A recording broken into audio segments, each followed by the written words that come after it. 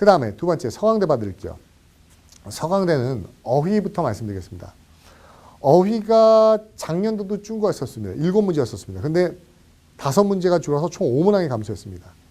작년도 어휘 문제가 난이도가 좀 있었죠. 난이도가 있었죠. 학생들이 작년도 서강대에 대한 총평은 어휘가 굉장히 어렵다는 게 독해도 어렵고 어휘도 어렵고 거의 학생들이 초토화되는 분위기였습니다. 그에 비해서 5문항을 감소시킨 2문항이 나왔는데 상당히 난이도가 쉬웠습니다. 무난했어요. 그러면 서강대도 내부적으로 어떻게 다시 필터링을 했겠죠. 변별력 문제에 있어서 문제를 느낀 것 같습니다. 그 다음에 문법이 전년도보다 2문항이 감소했었습니다. 그래서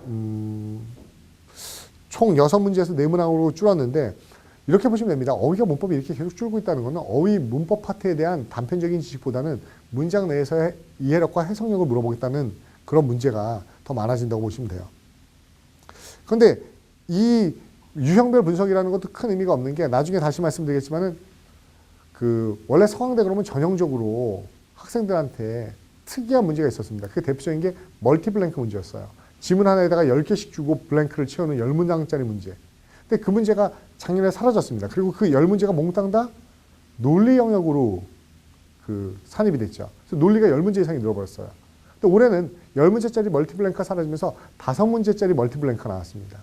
근데 그렇게 본다 그러면 이 서강대의 출제자들은 그 5개짜리 멀티블랭크를 논리 영역으로 간주하는 건데 또 막상 뚜껑을 열어서 풀어보면 그 논리 영역에 있는 5개짜리 멀티블랭크가 대부분 문법상을 물어본 게 많다는 걸 보면은 굳이 이게 우리가 단편적으로 이건 어휘야, 논리야, 문법이야 나누는 것도 실익이 없다는 것도 이해할 수 있어요. 어떻게 보면 그렇게 따진다면 문법 영역은 서강대에서 물어보는 내용적으로는 그 형식적인 게 아니라 내용적으로는 문법 영역이 늘었다고 볼 수도 있습니다. 단 지문 속에서 문법을 이해하라는 거죠. 이론적인 것보다는. 그리고 서강대는 저는 다시 이렇게 워낙 매년도 변동이 심해서 예측할 수 없지만은 전전년도까지는 계속 펑츄에이션 문제를 냈었습니다. 근데 펑츄에이션 문제가 사라졌기 때문에 그렇죠. 저는 개인적으로는 굉장히 환영할 일이라고 생각합니다. 펑츄에이션. 도대체 학생들한테 수험생한테 어떤 능력을 평가하고 싶은 건지 구두점과 맞춤점도 물론 중요하죠. 그렇지만 우리가 기본적인 어학 능력을 또는 학습 능력을 이해력과 커뮤니커티브 컴피턴스 의사소통 능력이라고 봤을 때는 펑츄에이션이 외국인인 편입준비생들에게 그렇게 중요할까 해서 의문점이 있었는데 펑츄에이션은 다시 나오지 않는 걸 봐서는 영구적으로 사라질 가능성이 높지 않을까. 그래서 펑츄에이션에 대한 대비도 여러분들이 그렇게 크게 부담을 가질 필요는 없을 거라고 생각을 합니다. 그 다음에 논리 파트. 그렇죠. 2문제가 늘었죠. 12문제인데 14문제로. 그런데 아까도 말씀드렸지만 이 논리 파트에서 멀티블랭크 5개가 있다는 걸 문법으로 넣는다고 그러면 실질적으로 늘었다고 볼 수 없습니다. 실제로 는 거는 어느 부분이죠? 독해 파트에 있는 거고요. 논리 완성 파트가 작년에 상당히 어렵습니다. 특히 보기 단어가 극단적으로 얘기해서 저는 작년에 서강대 논리 완성 파트의 어휘 구성, 보기의 초이스, 보기의 구성은 약간 무모할 정도의 어휘들을 너무 많이 넣은 게 아닐까 싶을 정도로 어려웠다고 생각했는데 제 얘기는 그겁니다. 보통 오답들은 오답과 관련된, 그렇죠. 정답과 관련된 단어들이 오는데 전혀 유기성이 없기에 너무 난해한 문제만 났었는데 그에 비해서 올해는 변별력을 어느 정도 갖춘 그 문제와 보기 구성을 한 데서 내부적인 변화가 있었던 것 같습니다. 논리왕서 역시 그렇죠. 2문제, 4문제에 비해서 14문제니까 상당히 비중이 크죠. 또 독해 영역 잠깐 보시면 독해 영역. 작년에 15문제에서 20문제로 늘었습니다. 모든 추세입니다. 논리 독해가 늘고 있죠. 그렇죠. 어휘나 문법을 약화시키는 게 아니고 문장과 이해력 속에서 어휘와 문장 구조를 파악하라고 노력하겠다는 겁니다. 역시 지문 수준 작년에 비해서 상당히 그렇죠. 쉬워졌어요. 일단은 상위권 학생들이었으면은 적어도 배경 지식이 크지 않아도 지문 자체에 대한 이해력만으로도 문제를 풀 수 있게 나왔습니다. 그러면 결국은 단편적인 게 중요한 게 아닙니다. 글을 읽을 수 있는 능력, 이해할 수 있는 능력, 그거를 배양하라는 게 상위권 학교들의 특징인 것 같습니다. 총평 말씀드리겠습니다. 작년도와 달리 고난도 어휘나 배경 지식 요구 문제가 많이 감소했어요. 난이도가 작년도에 비해서 많이 떨어진 것 같지만 제가 보기에는 다시 정상화된 거라고 판단을 내립니다. 그리고 독해 지문의 길이도 작년보다 적었기 때문에 학생들이 어떤 시간적인 압박도 덜 느꼈을 겁니다. 꾸준히 독해력과 이해력을 향상시키면 충분히 성공하실 수 있을 것 같습니다. 성균관대 간단하게 말씀드리겠습니다. 성균관대는 전년도에 비해서 문항 구성이 전혀 변화가 없던 상위권 대학이었습니다. 어휘, 문법, 논리, 독해가 똑같았습니다. 그런데 여기서 느끼는 거는 성균관대 어휘와 문법에서 느끼는 거는 약간 그랬습니다.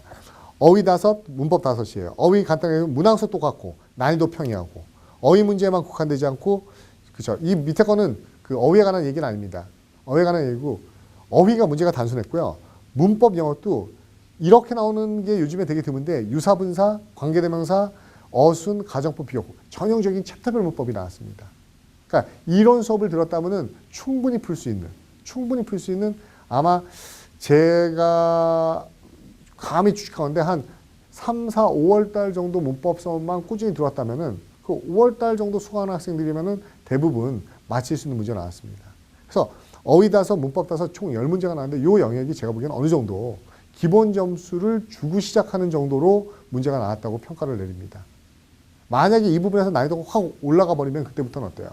그 문법 문제를 맞추기 위한 추가적인 문법 학습이 필요하죠. 해석력을 위한 문법. 그러니까 잘 보세요. 문법이라는 게 문법만을 위한 문제를 풀기 위한 이론 수업이 있고 지문에 대한 이해를 위한 문법 수업이 있습니다. 그러면 지금 전반적인 패턴은 뭐죠? 옛날 같지 않고 문법 자체만을 위한 문법 강의 수업이나 이런 수업보다는 독해력 향상을 위한 문법 수업이 훨씬 더 중요하다는 겁니다. 그 면에서 보면은 서강대는 그 문법 이론만을 위한 수업은 맞아요. 근데 그 난이도를 높이지 않았던 데서 심층적인 문법을 여러분들이 굳이 할 필요는 없다는 겁니다. 어휘도 마찬가지입니다. 어휘도 정말 처음부터 끝까지 무진장해야 되는 거지만은 글을 읽는 어휘는 정해져 있어요. 우리가 책을 읽으면서 모르는 단어 나와도 이해할 수 있는 어휘는 정해져 있기 때문에 어휘 문제가 어려운 학교들은 어휘 문제를 추가적으로 하는 거지 그 어휘를 다 알고 나면 독해는 저절로 되는 건 아닙니다. 그렇죠? 그런 여러분이 변별력을 가지셔야 되고 논리 문제 논리도 가지고 있는 상위권 대학들의 특징이 있어요. 지금 성균관대를 보고 있지만 또 추가적으로 나오겠지만 10문제로 동일하게 나왔습니다. 출현 논리 5문제, 단락형 문장 완성. 여기 단락형 문장 완성이라는 논리 문제는 뭘 얘기하는 건가 하면요. 전형적인 GRE 패턴으로 짧은 컴팩트한 문제에서 논리적 단서를 추론해서 이해시키는 거. 이게 전형적인 SAT나 GRE 문제였습니다. 근데 요즘에 논리의 패턴이 나중에 한양대 가면 더 심해지는데 점점점 독해화되고 있습니다. 그래서 지문에 대한 기본적인 이해력이 없으면 독해력이 안 되면은 그 빈칸을 추론할 수 없게. 거꾸로 얘기하면 독해 문제들에서 굉장히 많은 또 블랭크 문제가 나와요. 그렇죠? 그러면 지금 영역별 통합 현상이라는 거, 어떻게 보면 너무 자연스러운 일입니다. 저희가 전문성을 위해서 여러분들에게 어휘, 문법, 논리 파트를 담당 선생님들이 들어가서 교수님들이 수업을 하고 있지만은 우리가 염두에 둘 거는 출제 교수는 담당 영역이 없습니다. 그렇기 때문에 영역 간 융합적인 문제들이 상당히 많이 나온다는 것. 독해인지 논리인지 구분이 모호한 문제들이 많이 나오고 있다는 것. 그래서 기본적인 해석력과 독해력과 이해력이 중요하다는 걸 다시 한번 말씀드리겠습니다. 독해형의 비중이 아주 커졌은 겁니다. 그 다음에